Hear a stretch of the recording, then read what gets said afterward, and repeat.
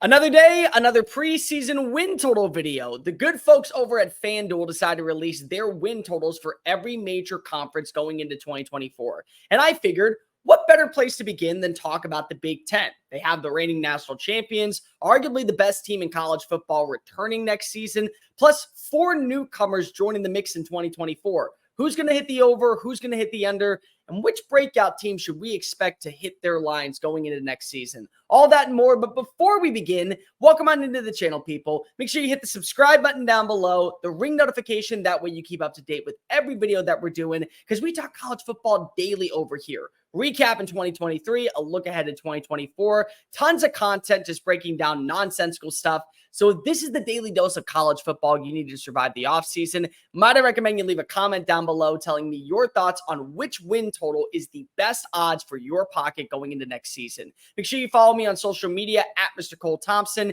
Tell your friends, your family, your best of bros, mortal enemies, Big Ten faithful, and college football aficionados everywhere about this channel, because we're on the race to become the #1 YouTube show talking about our favorite sport daily. All right, so the Big Ten, really interesting.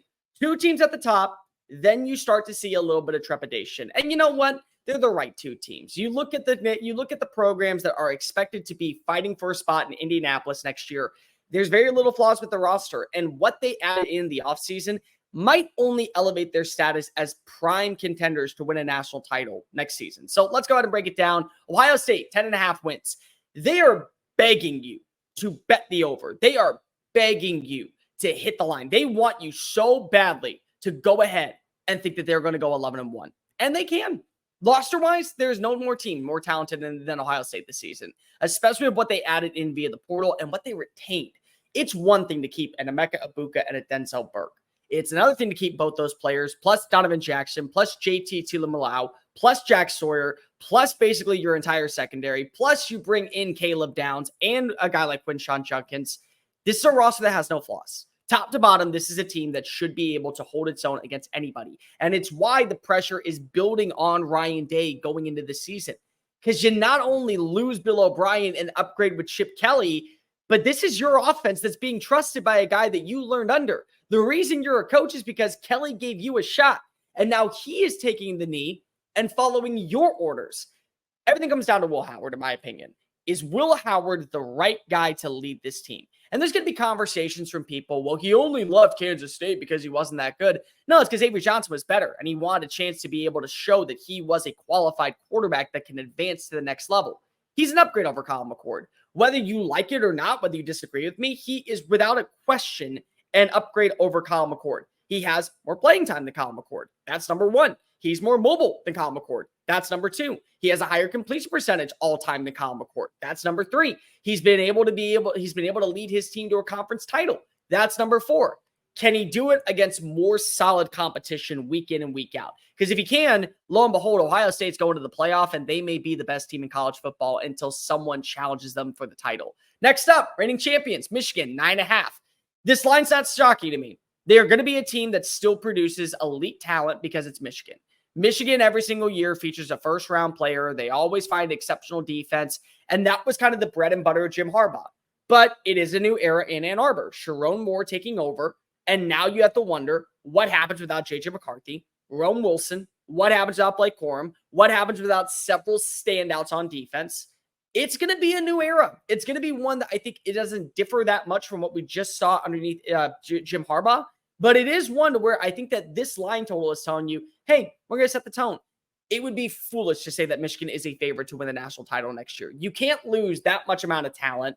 Both your defensive coordinator, your head coach, and a slew of other players simply come back and be in the same place. But it's Michigan. They always handle business. They play with adversity. They play with heart and grit and determination. And they are a team that is still built to be able to get to 9 wins. Would I bet the under? I'd be cautiously optimistic. If I'm cautiously optimistic when it comes to Alabama, I have to be cautiously optimistic when it comes to Michigan. But make no mistake, I do believe they have the right hire in a guy like Sharon Moore. It just is going to take at least one season to get their feet underneath them. Oregon, newcomer, 10.5 wins, just alongside Ohio State. That's right. That's 100% right. There's no way that you can go ahead and feel out for a second and not believe that Oregon is going to pull up to the big boy table the second they arrive. Because they're built. They are. Offensive line is made to perform in the Big Ten. The SEC the defensive line is built like the SEC. They have weapons that are built for the Pac-12. They have a veteran quarterback now taking over for Bo Nix and Dylan Gabriel, who's basically just left-handed Bo Nix. They have a coach that people are buying stock into. He's an elite recruiter. Dan Lanning knows what he's doing. So thinking that just because they're the newcomers, they're going to take a step back, this is the one team that's going to challenge everybody in the Big Ten to make it to Indianapolis. You want to get through and make it to the Big Ten title, you got to get past Oregon. That's going to be a daunting task for every team that they face this season. Next up, Penn State, 9.5. This is the year. Plain simple. This is the year. You see the loss of Jim Harbaugh at Ann Arbor. You know that Ohio State is going to be built, but you have enough belief in yourself that you can be a contender. We're tired of seeing the 10 wins. This is the breakout year. Can you get over that hump where you get past a team like Ohio State, where you get past a team like Michigan, where you get past a team like Oregon? They don't play Michigan this year. That's a huge positive for them. But can you get to that 11-win marker? You brought over a number 1 wide receiver in Julian Fleming. You brought over a new offensive coordinator in Andy Kolenicki, who is a massive upgrade over Mike Urich. His ability to work and connect with quarterbacks knows no bounds. It was why Buffalo went from being the laughingstock of the entire MAC to winning a conference title going to the conference title in back-to-back years. That's Kolenicki. So if Drew Aller can be the quarterback that we all envisioned him to be underneath the new play design, 11 wins is plausible. 12 wins is plausible. This could be one of the best teams in college football, especially with what you know they have returning defensively. Yeah, they lose Kalen King, and yes, they lose Chop Robinson, but it's still a defense that features a multitude of players that were a part of a unit that ranked number 2 in total yards allowed and number 2 in scoring. It's a breakout year. You have to finalize it if you are James Franklin. This is one of those times where 9-3, 10-2, it might be good enough to get you to the college football playoff, but fans, they're tired of hearing about it. Next up, Nebraska, 7.5 wins. My apologies on this. It's not 5.5. You could easily go in and change it. I think this is going to be a prove-it year for Nebraska. Really, this is interesting. We all know about the Matt Rule scenario. Year 1, it's all about downtrodden. It's all about building a foundation. It's all about setting your ways in motion. Year 2, you see a few more wins. In year 3, you're a contender. I don't believe Nebraska is going to be contending for a Big Ten title, even with the addition of Dylan Raiola, who, yes, you know he's going to be the starting quarterback. Look back at last season's quarterback room and tell me for 1 second that Raiola, 5-star talent, knows the system, honestly already has a relationship with Matt Rule, won't come in right away and immediately compete for that starting job. Tell me otherwise on that. You have a good defense. Tony White, I thought he was going to get the UCLA job. I really did. I thought down the stretch, knowing that this was a coordinator who did wonders last year for a defense that was piss poor in 2022, he was going to be a hot name on the market. He's sticking around. And most of your schedule this year, it doesn't feel like there's a lot of trap games, like a lot of games where you think you should win and then you're going to lose. It's a lot of coin flip games. So 7.5, get to 8-4, bowl eligibility. I think most Nebraska fans would be very content with that, knowing what's come over the last few years of the Mike Riley era, of the Scott Frost era. You just want to be playing a meaningful game in December. You haven't done that since 2017. If you get that, well, now you're just seeing the factors of what works with Matt Rule everywhere. Temple, Baylor, you know it's already working for you.